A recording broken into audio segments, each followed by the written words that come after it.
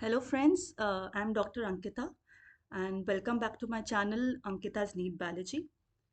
Today I'll be discussing cell the unit of life जो NCERT का chapter है up to prokaryotic cell and eukaryotic cell and the cell organelles I'll be taking in the next part. So मैं सारे important points जो है NCERT के and possible NEET question types जो बन सकते हैं मैं discuss करूँगी. And इससे पहले previous video में I discussed about the importance of NCERT in NEET biology exam. So उसमें we have discussed कि कैसे line by line हमें NCERT पढ़नी है, importance of diagrams, boxes, tables in NEET biology. तो शुरू करते हैं. So what is a cell. सबसे पहले क्वेश्चन यही आता है, एनसीईआरटी में भी सेल का डिस्क्रिप्शन ऐसे ही है. तो उसके पीछे there are two scientists, Anton van Leeuwenhoek and Robert Brown. So Leeuwenhoek ने फर्स्ट सेल को डिस्क्राइब किया था, a living cell, and Robert Brown discovered the nucleus. So ये दो स्टेटमेंट्स बहुत इंपॉर्टेंट है एनसीईआरटी के. Fundamental structural and functional unit of all living organisms and cell का इंडिपेंडेंट एग्जिस्टेंस होता है and it performs the all essential functions of life. So cell जैसे एक यूनिसेलुलर ऑर्गेनिज्म है, उसमें एक ही सेल है, तो इट कैन परफॉर्म अकेले ही, it can perform all the essential functions to sustain itself. And एक ही सेल से टिश्यू बनता है एंड देन ऑर्गन बनता है. So it is the structural, fundamental structural unit of the living organism. So these two lines are very important. So इसमें से एक आपके डायरेक्ट क्वेश्चन आ सकता है कि साइंटिस्ट बेस्ड क्वेश्चन की लुवेनहॉक ने क्या डिस्कवर किया, तो you have to say living cell में काम किया. एंड रॉबर्ट हुक एक साइंटिस्ट है जो एनसीईआरटी में मेंशन नहीं है. ही स्टडीड द डेड कॉक सेल्स, जो प्लांट में कॉक सेल्स होते हैं. ही स्टडीड द डेड कॉक cells and Leeuwenhoek studied the living cells. तो ये this is the difference between the two scientist. तो इसमें एक क्वेश्चन आ सकता है डायरेक्ट कि सेल इज, तो आप ऑप्शंस होंगे structural unit only, functional unit only, third structural and functional unit या हेरिडिटरी यूनिट. तो आपको बोलना है स्ट्रक्चरल एंड फंक्शनल यूनिट. इसमें बहुत क्लियरली मेंशन्ड है एनसीईआरटी में, स्ट्रक्चरल एंड फंक्शनल यूनिट. फिर नेक्स्ट क्वेश्चन आ सकता है जैसे कि स्टेटमेंट बेस्ड क्वेश्चन. जैसे पूछ लिया which of the following statements best defines the cell. Smallest visible unit है, performs essential life functions, has a nucleus और surrounded by cell wall. So अगर एनसीईआरटी किसी ने अच्छे से पढ़ी होगी तो you will get the answer, performs all the essential life functions. Assertion reasoning type जो बहुत फेमस है एनसीईआरटी में, उससे भी इससे इस एक स्लाइड से बन सकता है क्वेश्चन. असर्शन आपको अगर दिया cell is the fundamental unit of life, and reasoning दिया all living organisms are composed of one और मोर सेल्स. सो इसमें आप बोल सकते हैं yes both are true and the reasoning explains the assertion. फिर नेक्स्ट आता है हमारा सेल थ्योरी. इसमें दो साइंटिस्ट बहुत फेमस है behind this theory, Schleiden and Schwann. तो जो फर्स्ट साइंटिस्ट है शेल्डन, इन्होंने प्लांट सेल्स स्टडी किया and he observe the cells. And Schwann ने एनिमल सेल्स स्टडी किया. तो दिस इज द डिफरेंस, इन्होंने प्लांट किया एंड श्वान ने एनिमल सेल्स किया. And he reported plasma membrane and he said that cell wall is unique to plant cells. So फिर वहाँ से सेल थ्योरी बनी that all living organisms are composed of one और more cells. But new cells कैसे form होते ही this theory did not explain this. तो एक और साइंटिस्ट थे Rudolf Virchow. He said that cells divide and new cells are formed from the pre-existing cells. तो इसको उन्होंने दिया टर्म ओमनिस सेल्यूला ए सेल्यूला. सो जो सेल थ्योरी मॉडिफाई होके बनी, that was all living organisms are composed of one of cells and products of cells, and all cells arise from pre-existing cells जो Rudolf Virchow ने दिया था. सो इससे भी डायरेक्ट बेस्ड क्वेश्चंस आप बन सकते हैं कि साइंटिस्ट का नाम क्या है. सेल थ्योरी पे they will give some statements and आपको बताना होगा कि इसमें से which of the statements supports the cell theory. फिर एनसीईआरटी में ओवरव्यू ऑफ द सेल में आता है नेक्स्ट, जिसमें they have describe the prokaryotic cell and the eukaryotic cell. Main points briefly. So I'll not go into the detail because I'll be discussing it in the next slides. And part 2। सो इसमें एक अलग चीज़ ये है कि जो shape of the cell होता है that decides the function. This is very important, shape of the cell decides the function, ये लाइन है एनसीईआरटी में। सो जो रेड ब्लड सेल्स है they are round and biconcave, amoeboid are the white blood cells. So इनका function क्या है? Red blood cells का function है to increase the surface area for oxygen transport, so that's why they are biconcave in cell. So इससे direct question आ सकता है, मतलब कि रीजनिंग क्वेश्चन कि why are RBCs biconcave in shape, so आपको बताना है to increase the surface area for oxygen transport. फिर assertion reasoning आ सकता है RBCs are biconcave, and reasoning it increases oxygen carrying efficiency. So both are true, and R explains reason explains the assertion. So white blood cells are amoeboid because they have to perform phagocytosis. Similarly, nerve cells are branched and long क्योंकि they have to transfer the nerve impulses. So next है हमारा prokaryotic cell envelope and its modifications. तो three layered structure होता है prokaryotic cell का. Outermost is glycocalyx, then comes the cell wall, then is the plasma membrane, which is the innermost. So glycocalyx का जो composition है that varies, and it can be slimy layer, soft, or capsule which is hard. And cell wall का function होता है cell wall का is to shape and structural support. Cell wall का और कोई function नहीं होता, it's only for structural support. And mesosome एक word है जो होता है extensions of the plasma membrane in the form of vesicles, tubules और lamellae.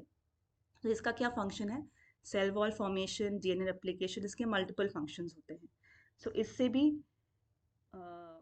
क्वेश्चन आ सकता है कि फंक्शन ऑफ मेसोसोम डायरेक्टली पूछ लिया आपसे, तो फोटोसिंथेसिस दे सकते हैं, respiration, protein synthesis, DNA replication only, तो you have to write tick on respiration.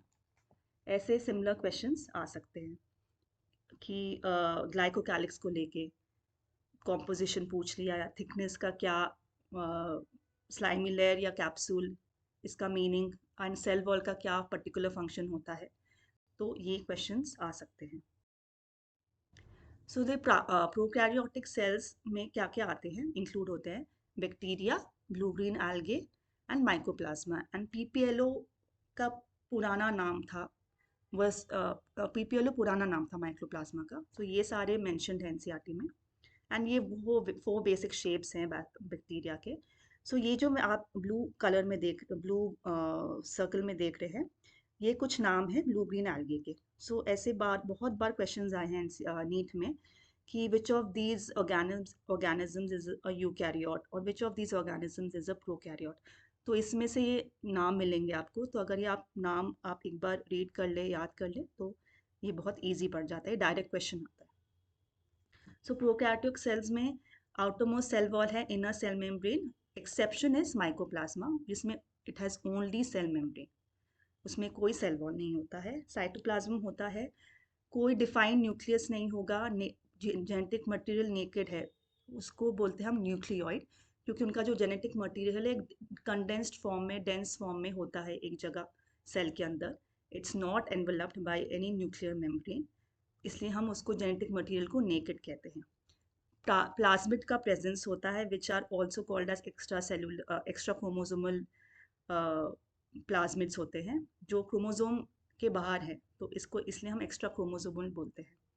कोई सेल ऑर्गेन्स नहीं होते हैं एक्सेप्ट राइबोसोम्स, एंड मीसोसोम्स होते हैं इस प्रोकैरियोटिक सेल में. तो इसमें से क्वेश्चन आ सकता है आपको कि which organelle is absent in prokaryotic cell.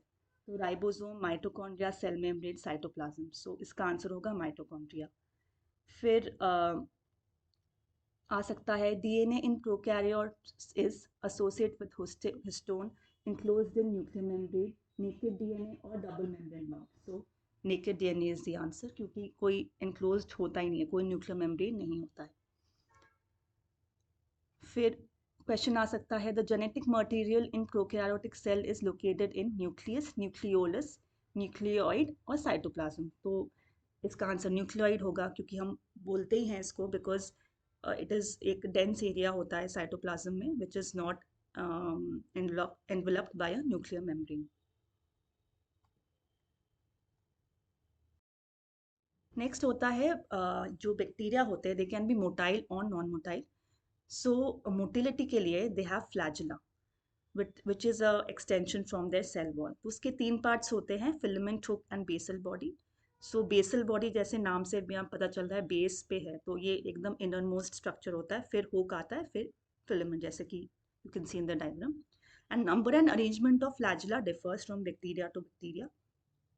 किसी में एक फ्लैजुला, किसी में वन और मोर. अरेंजमेंट ऐसे होता है कि एंड्स में फ्लैजुला प्रेजेंट है, और या तो पूरे अराउंड द बॉडी प्रेजेंट है. तो इस तरह से अरेंजमेंट होता है.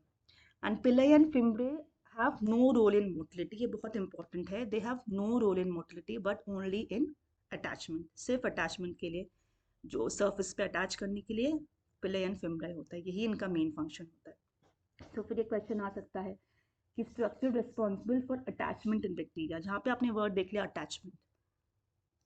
So flagella, pili and fimbriae, ribosomes or mesosomes. So answer would be pili and fimbriae.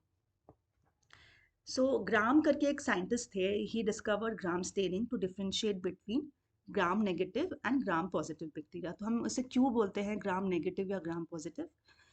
क्योंकि gram positive बैक्टीरिया जो होते हैं, they take up the stain, gram stain, and gram negative bacteria are not able to take up the gram stain because of the peptidoglycan thickness. ये peptidoglycan एक part होता है cell wall का.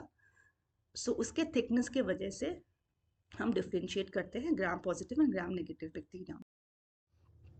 सो Gram positive appear purple, जैसे कि आप देख पा रहे हैं, and Gram negative bacteria appear red. So सबसे फेमस एग्जांपल है ग्राम पॉजिटिव बैक्टीरिया का माइकोबैक्टीरियम, एंड ग्राम नेगेटिव का ई कोलाई. सो जो पॉजिटिव बैक्टीरिया होते हैं, they have a very thick peptidoglycan layer, so they retain that violet color. And जो gram negative bacteria होता है, they have a thin peptidoglycan layer, so they जो हम counter stain करते हैं जब उसको, that color washes out. So and जब saffron इनसे counter stain होता है तो it becomes pink.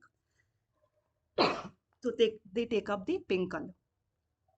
So इसलिए ये कलर डिफरेंस होता है. So we can differentiate between the Gram positive and Gram negative bacteria. So Gram, ये क्वेश्चन आ सकता है direct question, Gram staining differentiates on the basis of A DNA content, B cell membrane composition, C peptidoglycan thickness, या D ribosomal size. तो इसका answer होगा peptidoglycan thickness. Ribosomes एक और स्ट्रक्चर प्रेजेंट होते हैं जो प्रोकैरियोटिक सेल में. They are very small in size, 15 nanometer to 20 nanometer, and they are made up of two subunits, 50S and 30S. So मिला के इसको हम बोलते हैं 70S. पर ऐसे मत सोचिए कि 50 plus 30 हुआ है. मिला के 70S होता है. कि S means Swedberg unit, एक सेडिमेंटेशन कोएफिशिएंट होता है जो सेंट्रीफ्यूगेशन के टाइम पे डिटरमाइन होता है. सो दो सब यूनिट्स 50 एंड 30S प्रोकैरियोट्स में, याद रखना. And most importantly site of protein synthesis. इनका फंक्शन क्या है? Protein synthesis. सो जो भी जितने भी हम पढ़ रहे हैं ऑर्गेनल्स वगैरह, तो उसके जो फंक्शन है वो बहुत इंपॉर्टेंट है. तो इसको प्लीज़ याद कर लेना अच्छे से. ये है site of protein synthesis. And एक टर्म होता है पॉलीजोम्स और पॉलीराइबोसोम्स. ये जब ट्रांसलेशन के टाइम पे बहुत सारे राइबोसोम्स अटैच हो जाते हैं एमआरएनए, तो हम फिर बाद में पढ़ेंगे. तो उस स्ट्रक्चर को हम पॉलीराइबोसोम या पॉलीजोम्स कहते हैं. और इंक्लूजन बॉडीज की भी हमने बात की थी प्रीवियस स्लाइड में. ये कुछ नहीं है, सिर्फ रिजर्व मटेरियल होता है, स्टोर्ड होता है साइटोप्लाज्म में, phosphate granules, glycogen granules. And blue green algae में ये गैस वैक्यूल्स से नाम से जाने जाते हैं in blue green and green photosynthetic bacteria. So they are for reserve material जो बेसिकली न्यूट्रिशन में हेल्प करते हैं. सो ये था हमारा प्रोकैरियोटिक सेल का ओवरव्यू. मैंने आपको इम्पोर्टेंट पॉइंट्स बता दिए हैं एनसीईआरटी में लाइन बाय लाइन, एंड जो पॉसिबल क्वेश्चंस आ सकते हैं. सो थैंक यू मेरे साथ बने रहने के लिए. अगर आपको नेक्स्ट वीडियो यूकैरियोटिक सेल में जानना है उसके बारे में जानना है तो प्लीज़ मेरे चैनल को सब्सक्राइब कीजिए, लाइक कीजिए, शेयर कीजिए एंड मैं जल्द I will be coming up with the part 2, which is on eukaryotic cell and the cell organelles of the eukaryotic cell. Thank you.